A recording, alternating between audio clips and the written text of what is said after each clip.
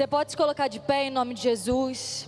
Vamos erguer nossa adoração a Ele que é santo, que é digno, que é exaltado. Senhor, nós reconhecemos que Tu é o Senhor dos senhores, o Rei dos reis, o exaltado sobre todas as nações, aquele que era, aquele que é, aquele que há de vir. Nós reconhecemos que Tu és maravilhoso, conselheiro, Deus forte, Pai da eternidade, Príncipe da paz. Nós reconhecemos, Espírito Santo, que Tu não és somente uma força, Tu não és somente uma energia, mas Tu és alguém. Tu és o nosso melhor amigo, Tu és aquele que nos convence dia após dia e nos convida ao arrependimento. Senhor, nós Te louvamos porque a Tua palavra diz que a Tua misericórdia se renova a cada manhã.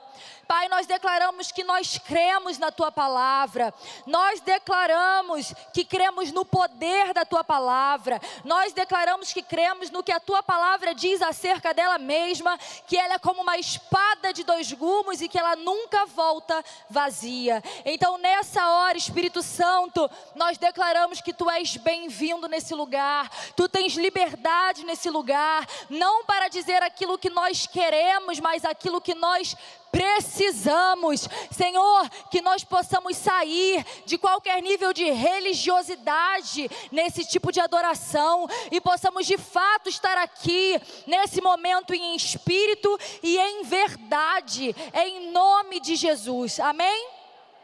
Você pode sentar em nome de Jesus.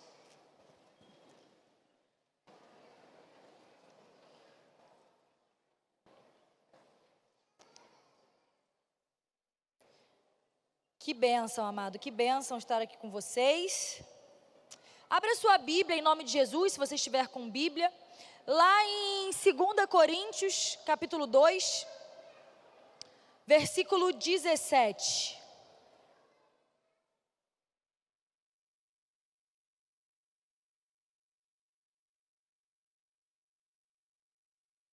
Amém? Bom, e a palavra de Deus diz: ao contrário de muitos, não negociamos a palavra de Deus visando algum lucro. Antes, em Cristo, falamos diante de Deus com sinceridade, como homens enviados de Deus.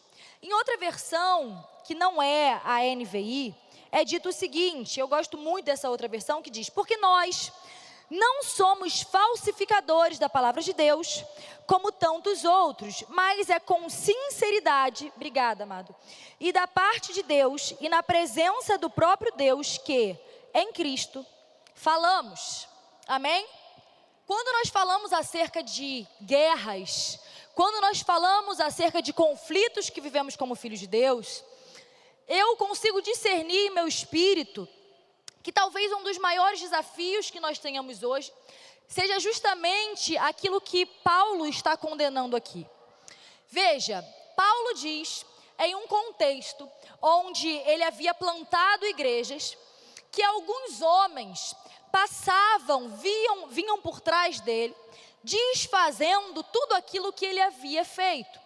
Então ele ia, pregava a mensagem do evangelho, e aí chegavam falsos mestres e começavam a falar o contrário de tudo aquilo que ele havia ensinado. E justamente por isso, ele continua falando o seguinte, capítulo 3, será que com isso estamos começando a nos recomendar a nós mesmos novamente? Será que precisamos, como alguns, de cartas de recomendação para vocês ou da parte de vocês? Vocês mesmos são a nossa carta, escrita em nosso coração, conhecida e lida por todos. Veja, aqueles falsos mestres estavam fazendo cartas de recomendação em nome deles mesmos, para falarem acerca deles mesmos e se promoverem dessa forma na igreja. Vamos entender que nós estamos em um contexto onde não existia rede social. Então, quando um indivíduo ia sair de uma região para ir para outro lugar para pregar o evangelho, era muito comum que fossem feitas cartas de recomendação. Até hoje, muitas igrejas são adeptas a isso. E o que Paulo denuncia aqui é que muitos começaram a entrar nesse ritmo de falsificarem essas cartas para promoverem a si mesmos. Então, ele diz algo muito interessante, que é o seguinte: nós, aqueles que verdadeiramente estavam lá para pregar o evangelho, não eram como aqueles que eram falsificadores da palavra de Deus, em outras versões, mercenários da palavra de Deus, e falavam de Deus na presença de Deus. Hoje isso é um grande conflito que nós temos, e por isso não conseguimos nos posicionar nessa guerra que vivemos espiritualmente. Por quê? Porque queremos falar de Deus fora da presença de Deus. E é por isso que Paulo diz, ao contrário dos falsificadores da palavra de Deus e dos mercenários, que mudam a verdadeira mensagem da cruz e do evangelho para benefício próprio, nós não falamos de Deus fora da presença de Deus, nós falamos de Deus na presença de Deus. Quando nós falamos sobre posicionamento, existe uma onda e tem um certo hype atualmente para ensinar pessoas a se posicionarem. Mas a grande realidade é que não há em nós mérito algum por nos posicionarmos. A questão é que é impossível você conhecer a obra da cruz, você conhecer o evangelho e você permanecer inerte. É impossível você ser um cristão e não caminhar como Cristo caminhou. O que eu quero dizer com isso? Ainda que o mundo tenha distorcido o significado de cristão, a origem da palavra cristão vem de imitadores de Cristo, pequenos cristos, né?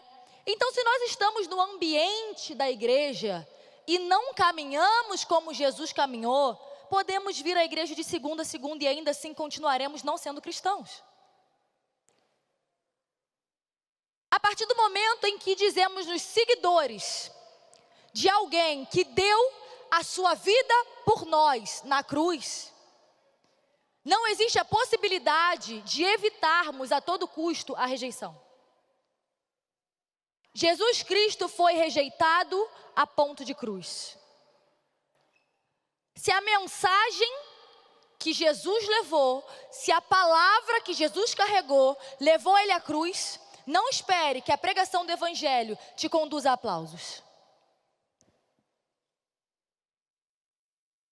Se Jesus, com a pregação da palavra, não agradou a todos, e você está agradando, então a sua vida não é semelhante a de Jesus. E existe aquela passagem, que é logo aqui nesse contexto, que fala sobre sermos cartas lidas. E muitos usam essa passagem para distorcer o cenário, o contexto bíblico. Muitos dizem que devemos nos corromper para alcançar, porque o mundo precisa ler essa carta. E aí eu me lembro muito do momento em que Neemias, lá no capítulo 1, ele se depara com a situação em que o muro de Jerusalém estava fendido.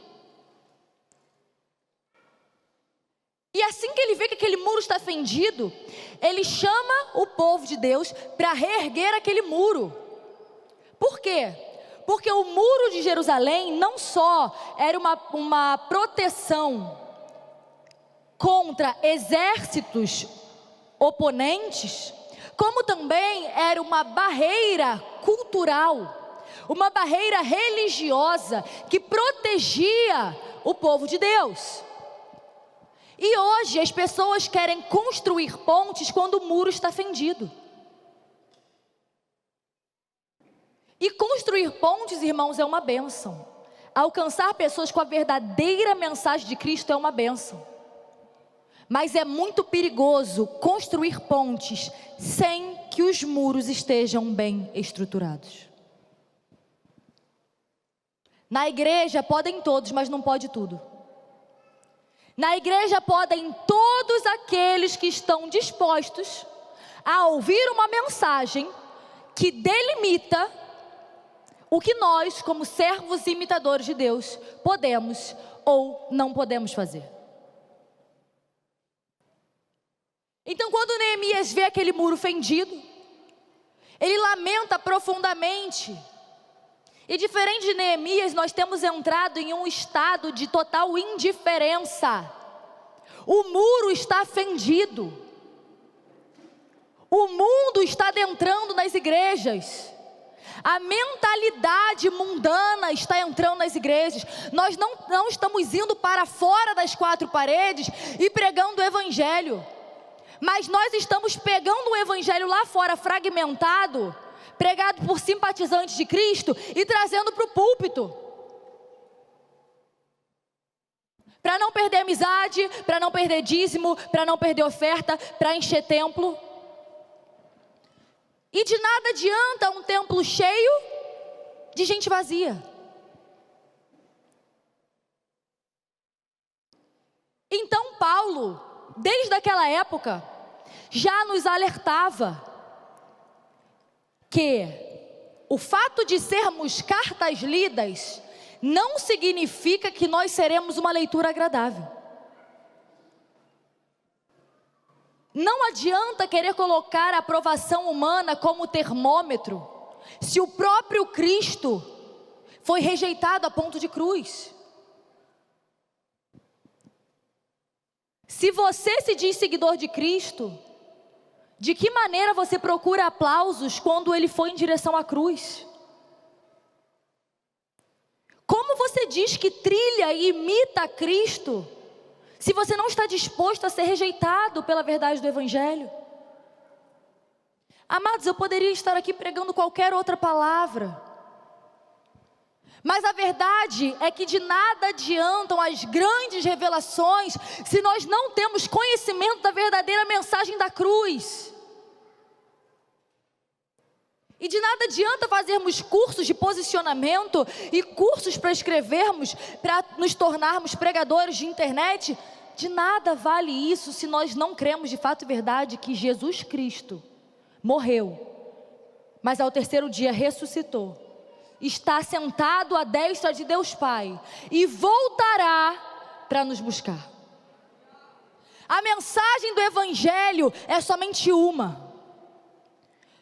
Se em algum momento você veio até o altar porque alguém falou, vem até aqui e a sua vida vai mudar, a sua casa, eu me lembro de um momento que eu estava muito irada com Deus. Eu ganhava, com a graça de Deus, muitas famílias inteiras assim para Jesus. E teve um dia que eu orei ao Senhor e falei, Senhor, eu não aguento mais discipular famílias inteiras e a minha família não se converteu aos teus caminhos. E eu me lembro que o Senhor falou o seguinte comigo: e se eles não se converterem, você vai deixar de me seguir? Amados, desde aquele dia eu entendi que Jesus não me deve absolutamente nada. A mensagem do Evangelho consiste em um fundamento: a salvação. Tudo aquilo que nós temos é excesso. Se você tem mais do que uma água e um pão que te mantenham vivos, é excesso. Se você pode escolher qual sapato calçar, é excesso. Se você pode escolher qual roupa vestir, é excesso. Se você pode ter o direito de escolher qual carro que você quer comprar, não vai comprar, é excesso. E veja, os bens materiais não são demoníacos. Coisas inanimadas não são demoníacas. A questão é que nós, muitas vezes, damos a direção errada à estrutura certa. Para quem é puro, todas as coisas são puras. Não falando a respeito, obviamente, daquilo que a palavra constitui como ofensivo ao Evangelho de Cristo. A mensagem do Evangelho é uma. Talvez você pense que Jesus veio ao mundo simplesmente para te livrar das obras do maligno. Talvez você acredite que a guerra que você milita hoje é uma guerra contra o inferno, contra o diabo. E essa guerra existe? Existe. Mas a palavra de Deus diz que Jesus não veio ao mundo para nos livrar do diabo, somente. Mas que Jesus principalmente veio ao mundo para nos livrar da ira de Deus, que recairia sobre nós. E é por isso que Jesus, no momento da crucificação, ele diz: Senhor, se possível, afasta de mim esse cálice, mas que seja feita a tua vontade, não a minha. Qual era a maior guerra de Jesus no momento da crucificação?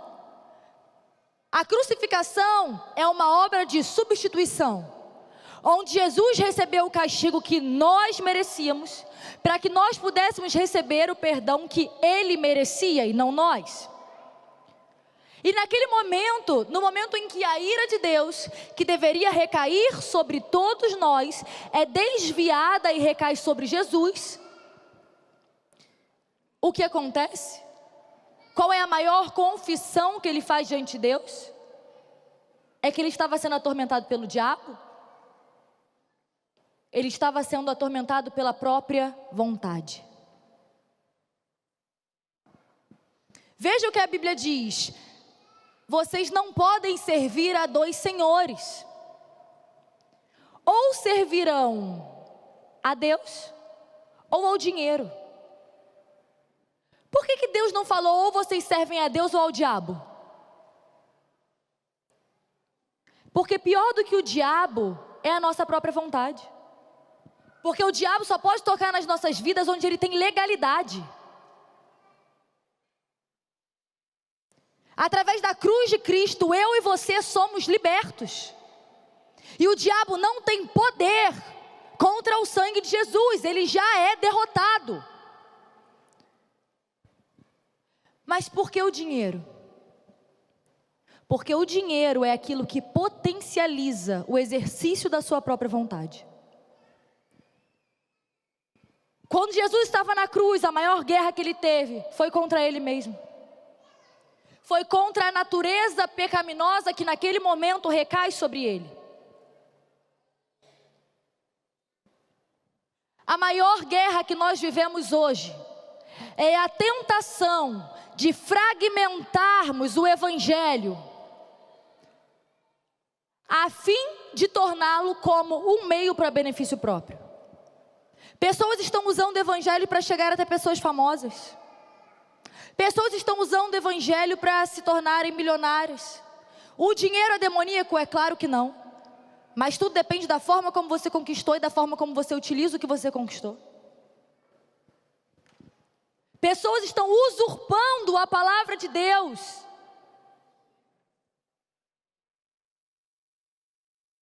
Essa é a nossa maior guerra hoje. Porque biblicamente a palavra de Deus diz: submetam-se a Deus, resistam ao diabo e ele fugirá de vós. E tem gente que se submete ao diabo e foge de Deus. A Bíblia não diz que eu e você vivemos como cativos do diabo. A Bíblia diz que eu e você, quando nos sujeitamos à vontade de Deus, que é boa, perfeita e agradável, resistimos ao diabo e ele fugirá de nós. A palavra de Deus diz que Jesus, quando foi expulsar o demônio de um homem, ele ouve o seguinte do demônio que estava naquele homem: por que você veio nos perturbar antes dessa hora? Olha o tormento que o sangue de Jesus causa no inferno, que Jesus causa no inferno. Tem gente que vive fugindo do diabo. Se a sua vida é fugir do diabo, é porque aqueles sinais não acompanham, porque você não crê. Porque a palavra de Deus diz: e estes sinais acompanharão aqueles que creem. Em meu nome expulsarão demônios, curarão enfermos, pegarão em serpentes. Qual foi a última vez que você ganhou alguém para Jesus? Qual foi a última vez que você orou por alguém e essa pessoa foi liberta? Demônio ainda existe, gente. E se a gente não tem visto sair, é porque ainda está dentro. Está enrustido, mas está aí. Não tem como ter parado de existir demônio. Todo lugar onde Jesus ia, para quem descarta o Antigo Testamento e quer viver só o Novo Testamento. Todo lugar onde Jesus ia, ele curava enfermos e expulsava demônios. Qual foi a última vez que você expulsou demônio? Você já expulsou demônio alguma vez? Qual foi a última vez que você orou e alguém foi curado? Maria, mas eu discordo. Aí é entre você e Deus e a palavra, porque a Bíblia diz: e estes sinais acompanharão aqueles que creem. Se não acompanham, é porque você não crê. Mas eu sou nascida e criada em igreja. A Bíblia diz que chegará aqueles dias onde muitos dirão: Senhor, em teu nome não nós expulsamos demônios, curamos enfermos. E ele dirá: em verdade vos digo, aparta-te de mim, porque eu não vos conheço. Os sinais acompanham, mas não são suficientes. Na terra, quando a gente quer identificar se uma pessoa é filha de alguém, o que nós fazemos é um exame de DNA. Quando Jesus voltar, Ele olhará para nós e Ele procurará em nós o sangue dEle. E se o sangue dEle não estiver sobre a sua vida, pouco importa se você foi nascido em igreja, criado em igreja, serviu em igreja, fez o que foi em igreja, porque Ele dirá: eu não te conheço. Eu sei que você é, mas eu não te conheço, porque você não andou comigo. Como Paulo diz: você fez caminho sem mim. Você falou de Deus fora da presença de Deus, como falsificador da palavra de Deus.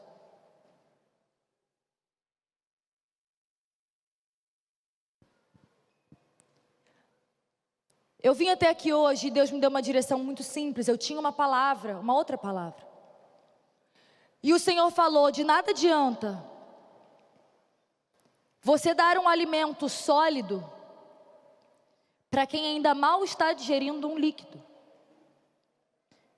E eu não falo isso para ofender alguém individualmente, porque eu faço parte do mesmo corpo de Cristo que você. O culto não acontece daqui para aí, o culto é isso.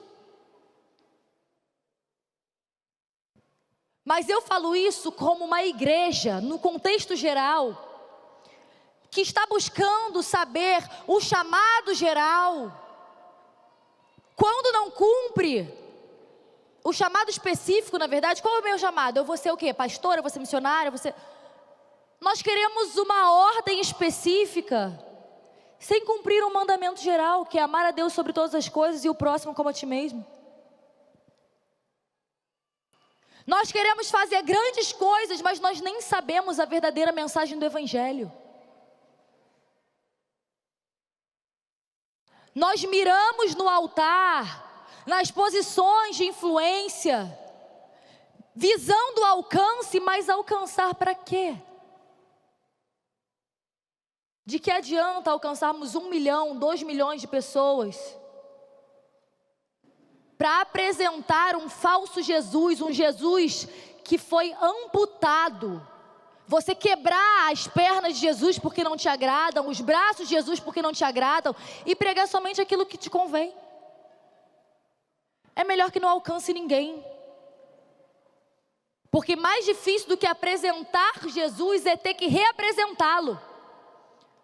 Por quê? Porque aí nós lidamos com pessoas que acharam que o conheceram e não puderam experimentar o poder da graça salvadora.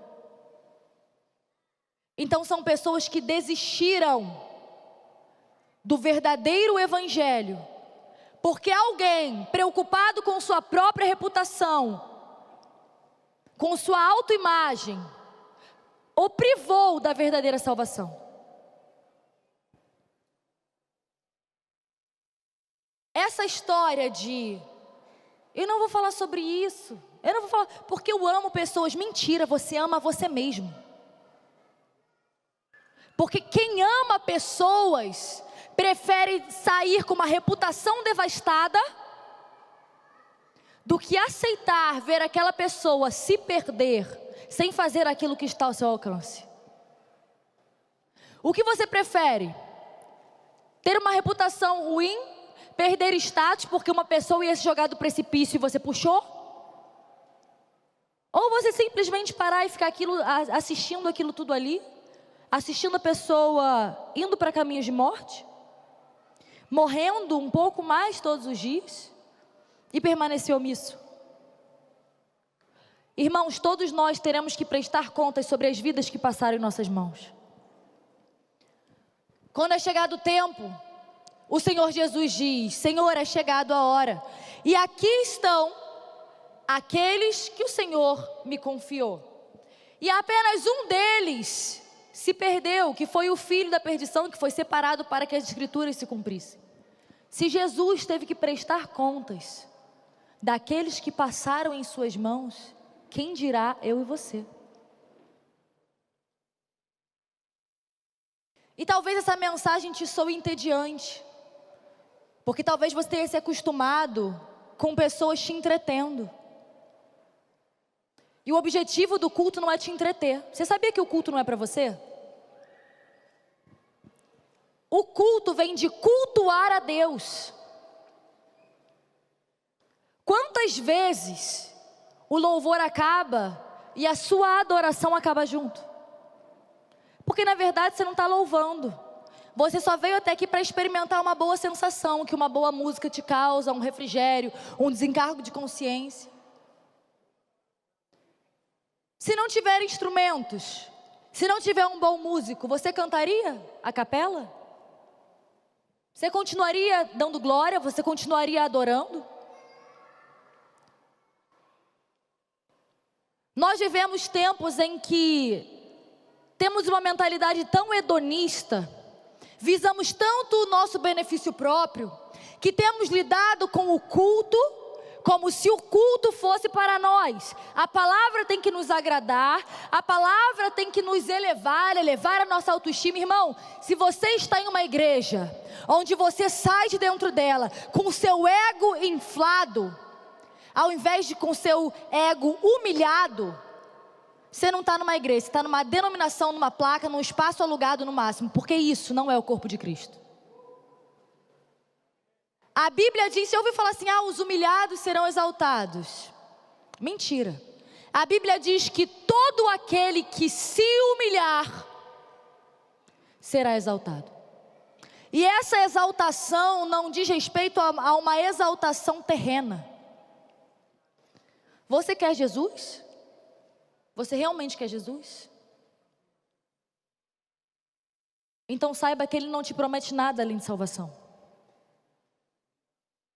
E muitos estão tendo crise existencial na igreja, porque acreditam que se converteram a Jesus, quando na verdade se converteram às sombras de seus próprios desejos e de sua própria consciência. Quando na verdade se converteram a um Senhor que fora esculpido pelos próprios desejos de sua carne. E para que eu digo isso? Para colocar alguém em uma posição inferior? Jamais. Mas te trazer uma mensagem de esperança, de que a graça, que tem poder para salvar, tem poder para transformar. E se não transformou, é porque não foi a graça que te alcançou. Eu não sei qual foi o fogo estranho, mas o fogo de Deus, ele vem com um propósito. Não adianta pedirmos fogo de Deus, porque o fogo desce com um propósito: consumir o sacrifício no altar. Se não há sacrifício, não adianta clamar por fogo.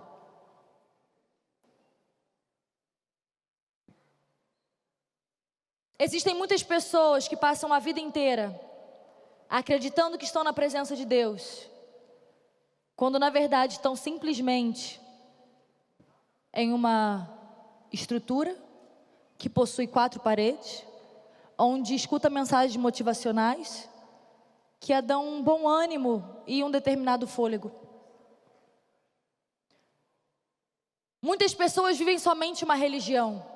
E por que eu digo isso? Religião vem de religare. Ou seja, a religião é uma tentativa do homem se conectar com Deus. E é por isso que Jesus é tão superior a qualquer religião. Porque a palavra de Deus diz que quando Ele se entrega naquela cruz por nós, porque eu não sei se você sabe, mas Jesus se entregou na cruz. Se Ele quisesse, Ele mesmo disse a Pedro: porventura achas tu que se fosse meu desejo eu não teria pedido ao meu Pai uma milícia de anjos? Então Jesus, com todo o poder que tinha, decidiu se humilhar somente para te salvar. Não, a gente é tão egocêntrico que até hoje a mensagem do Evangelho é só essa: Jesus deu a vida por mim e por você. Não, irmão, peraí. Calma, não se escandaliza não, porque a gente ouve tanto só isso, que a gente perde a estrutura completa. Sim, Jesus deu a vida por mim e por você, mas acima disso, Ele se entregou naquela cruz para cumprir a vontade do Pai, para obedecer o Pai. E a palavra diz que quando Ele dá a sua vida, o véu que separava o lugar santo do lugar santíssimo se rasga, não de baixo para cima, mas de cima para baixo. Para que não houvesse dúvidas de que aquela obra não foi feita por mãos humanas, de que ninguém, com a própria força, tentou se achegar a Deus, mas de que o próprio Deus rasgou o véu para mostrar que Ele, em carne, veio ao mundo, para que nós pudéssemos novamente ter comunhão com Ele. E talvez você tenha vivido uma religião, e religião é chato. Tem gente que está entediada e o fardo tem se tornado pesado porque está vivendo uma religião. Eu não sei se já viu alguém sendo liberto. Meu irmão, isso é o auge da vida de alguém. Você vê o Senhor operando. Eu não sei se você já viu alguém sendo curado. Se você já impôs as mãos sobre alguém, essa pessoa foi curada. Eu não sei se você já viu alguém crescer em Jesus, porque Deus te deu a graça de cooperar na obra dele. Se você não viu, essa noite Deus está dando um basta e te chamando para viver algo muito além de uma religião. Deus está te chamando para viver em comunhão com Deus. Você pode se colocar de pé em nome de Jesus? Amados, eu não sei se vocês conseguem entender o que significa a obra da cruz. Você sabe esse lugar em que é dito que o véu se rasgou? Esse lugar separava o lugar santo do lugar santíssimo. O que é isso? O tabernáculo tinha 3 ambientes: o átrio ou pátio, o lugar santo e o lugar santíssimo. O átrio era o lugar onde todos, exceto leprosos em algumas outras condições, podiam entrar. Já no lugar santo, apenas os sacerdotes podiam entrar. E no santo dos santos, apenas o sumo sacerdote, uma vez ao ano, mediante a uma oferta de expiação, podia se chegar. Quando esse véu se rasga, preste atenção nisso. Eu e você não temos mais desculpa para não ter uma vida pessoal, direta e íntima com Deus. Porque a Bíblia diz que o véu se rasgou e por isso não há mais judeu nem grego, escravo nem livre, homem nem mulher. Porque todos somos um em Cristo Jesus. Hoje, eu e você temos livre acesso à presença de Deus mediante o sangue de Cristo. Eu não sei se você consegue entender. Todo o Antigo Testamento aponta para a necessidade de um Salvador. A Bíblia diz em Gálatas que a lei nos serviu de aio. O que é isso? O que é um aio? Aio é um pedagogo, é um tutor que acompanha alguém até que se alcance a maturidade. A existência da lei serviu para provar para toda a humanidade que eu e você somos incapazes de desejar o que é bom para nós, se não for através da presença do Espírito Santo. Porque a Bíblia diz que bastava que um daqueles mandamentos fosse transgredido. E se a pessoa pecasse e falhasse em um deles, havia falhado em toda a lei. Estamos falando de cerca de 613 mandamentos. E talvez você pergunte, mas se Deus é bom, então por que a ira dele teve que recair? Por que sangue de animal tinha que ser derramado? Porque se um Deus que é bom não se irasse diante do mal, ele seria uma farsa. Deus se ira contra o mal justamente porque ele é bom. Deus se ira contra a injustiça justamente porque ele é justo.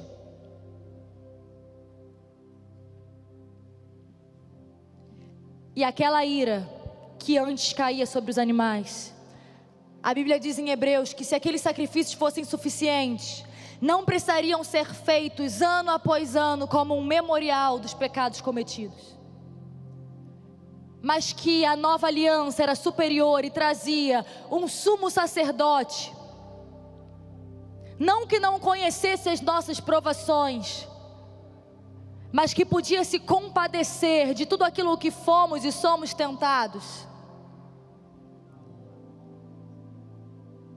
para que através de um único sacrifício, eu e você pudéssemos ter livre acesso ao Santo dos Santos. Amados, hoje todas as vezes em que você está diante de Deus, não é que a natureza de Deus mudou,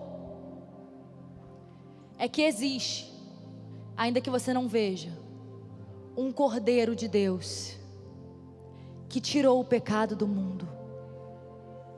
Um sacrifício, pelo qual através dele, eu e você temos livre acesso à presença de Deus. Gostaria que você fechasse os teus olhos, e que nessa hora você pedisse ao Espírito Santo, Espírito Santo de Deus, que nós possamos nessa hora ter a revelação da tua cruz, que possamos ter o entendimento de que a tua graça não foi de graça, de que a tua graça te custou um alto preço, Jesus. Senhor, que nessa hora nós possamos ser convencidos de que o Senhor morreu, mas ao terceiro dia ressuscitou, está sentado à destra de Deus Pai, e voltará para nos buscar. Espírito Santo de Deus, nós dependemos de Ti, para crer e nos arrepender. Então nessa hora nós pedimos, começa a revelar a cada um aqui, qual é o impedimento que tem se levantado e privado cada um deles da verdadeira comunhão. Senhor Jesus, nós oramos agora como igreja, para que todo peso de condenação, de autocondenação, caia agora por terra em nome de Jesus. Nessa hora, como igreja, nós damos uma ordem no mundo espiritual. Satanás e seus demônios, a palavra de Deus diz que se por uma porta você entrou, por 7 você vai ter que sair. Agora, pega tudo que é teu, tudo que é teu na vida desse homem, dessa mulher, toda a condenação que você tem lançado sobre eles, todo medo, toda a incredulidade, toda a miséria, toda a mediocridade espiritual, agora e sai em nome de Jesus. em nome de Jesus. Será que você pode glorificar a Deus? Ou será que você precisa de alguém, de uma boa música, simplesmente para desfrutar do momento, para a sua própria glória e o seu próprio bem-estar? Nós estamos erguendo um culto. Se entregue ao Senhor, entregue ao Senhor um culto racional. Você não precisa sentir arrepio, você não precisa cair. Mas uma vez que a graça salvadora te alcança, essa mesma graça te transforma. E eis que tudo se fez novo. E você não mais vai precisar se esforçar para frutificar, porque aqueles sinais acompanharão aqueles que creem. Em meu nome expulsarão demônios, curarão enfermos, pegarão em serpentes.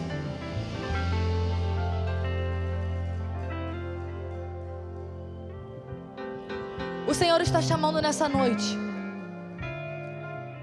aqueles que, independente do contexto, independente do tempo de casa,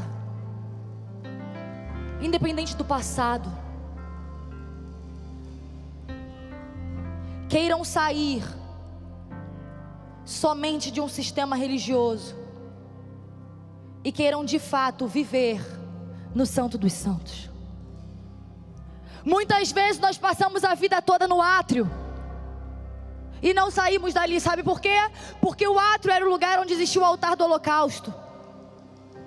E a Bíblia diz que hoje eu e você somos oferta de sacrifício vivo. Se o teu corpo, as tuas vontades, os teus sonhos não são entregues como oferta de sacrifício vivo, do átrio você não passa. Muitos chegam até no lugar santo, aquele lugar onde contemplamos, participamos, fazemos para Deus e muitas vezes sem Deus. Mas irmãos, o lugar santo é aquele lugar que quando nós entramos nós perdemos a noção das horas. É aquele lugar que quando nós entramos, o amor de Deus nos constrange de um modo que nós sequer lembramos daquilo que acreditávamos ser nossas necessidades. E nós só conseguimos dizer: santo, santo, santo, santo, santo, santo é o Senhor. E o Senhor essa noite está convidando você, porque o véu se rasgou e você tem livre acesso. O Senhor está convidando a você a sair do átrio, a sair do lugar santo e passar toda a sua vida no Santo dos Santos. Não como aquele que diz: Moisés, subas tu para que não morramos, mas como aquele que diz: se perecer, pereci. Que morra a minha carne, mas que o Espírito de Deus seja vivificado em mim. O Senhor está te chamando para que enfermos sejam curados, cativos sejam libertos. E Ele está dizendo: eu sou o Deus de Abraão, de Isaac e Jacó. Sabe por quê? Porque Ele quer dizer: aquilo que Ele está chamando você para fazer parte não começou em você e não termina em você. Ele está te chamando para fazer parte de algo que transcende a sua própria existência. É muito maior do que os seus sonhos, é muito maior do que as suas vontades. E sabe por que esse espírito de morte, depressão, tem tido tanta força em nosso meio? Porque somente quem tem um porquê consegue suportar determinados como. Se você tem um porquê, em Cristo Jesus você suporta qualquer como. Mas como você suporta? Eu não sei. Mas eu sei que o Deus de Abraão, Isaac e Jacó está muito mais comprometido com a obra dele do que eu. E se Ele pode contar com você, e se você quer de fato viver no Santo dos Santos, entenda: eu não vou colocar sangue nas minhas mãos te prometendo aquilo que nem o Senhor te prometeu. Eu estou te fazendo um convite, estendendo um convite que o Senhor entregou a mim para que eu estendesse a você. de entregar a sua vida inteira para Jesus, e de amar esse evangelho, amar a Deus sobre todas as coisas. Se você essa noite quer entregar a sua vida para Jesus, eu não sei se eu posso chamar à frente, eu não sei se eu peço para levantar a mão. Levanta a sua mão. Levanta a sua mão se você quer entregar a sua vida para Jesus.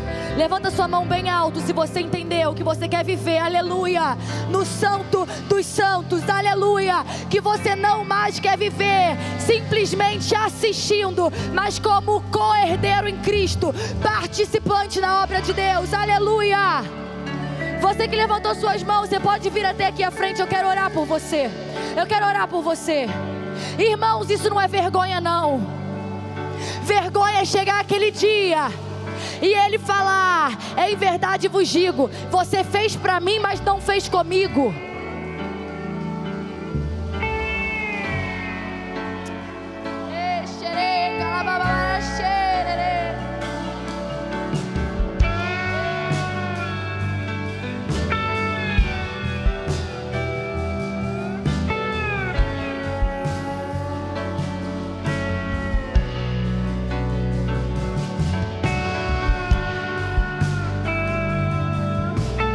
Eu gostaria que toda a igreja nessa hora, pode vir, vem. E é por isso que eu digo que não há nada no mundo, nada, que pague a pregação do evangelho puro e simples como ele é. Porque não há ninguém além do Espírito Santo que possa convencer alguém de que a sua vida não tem mais valor em si mesma. Não há ninguém além do Espírito Santo que possa nos convencer de que a graça dele nos basta. Eu gostaria que toda a igreja repetisse em nome de Jesus, em favor daqueles que nessa hora, com ousadia, com graça e favor, se colocaram em posição de rendição e entrega ao Senhor.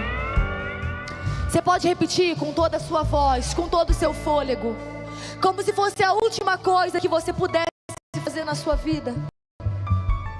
Senhor Jesus, eu me arrependo dos meus pecados. Espírito Santo, me convença, em nome de Jesus, dos pecados que cometi. Eu reconheço, eu creio que Jesus morreu na cruz, mas ao terceiro dia ressuscitou e está sentado à destra de Deus Pai. Eu quebro, em nome de Jesus, todo pacto que fiz através do pecado com o inimigo da minha alma. Escreve o nome no livro da vida. Você pode glorificar a Deus.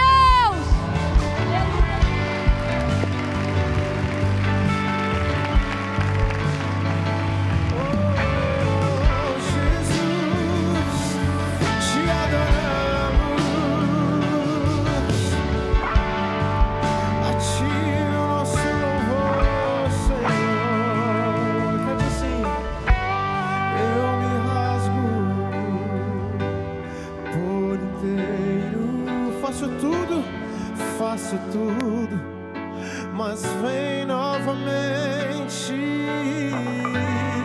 Eu mergulho na mirra ardente, mas pedimos, mas peço que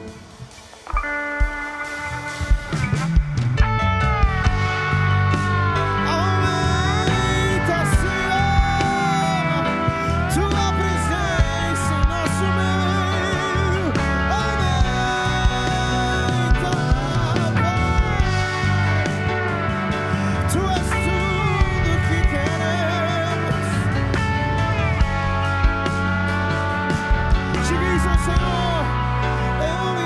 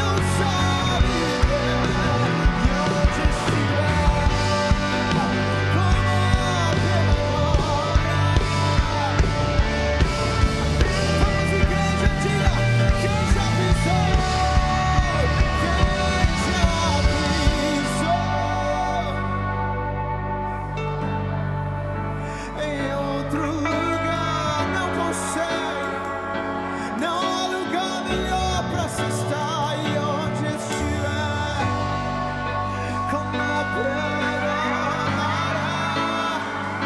nós queremos ir no santo lugar. Quem já pisou no santo dos santos em outro lugar?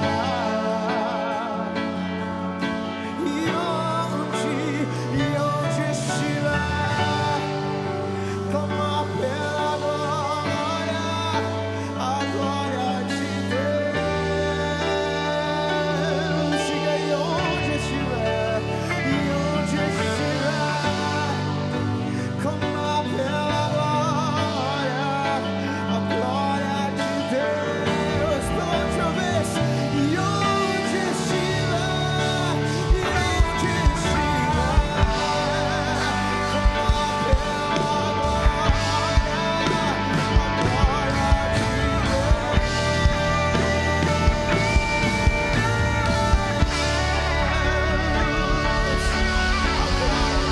Aleluia! Aplauda mais forte para Jesus, amém?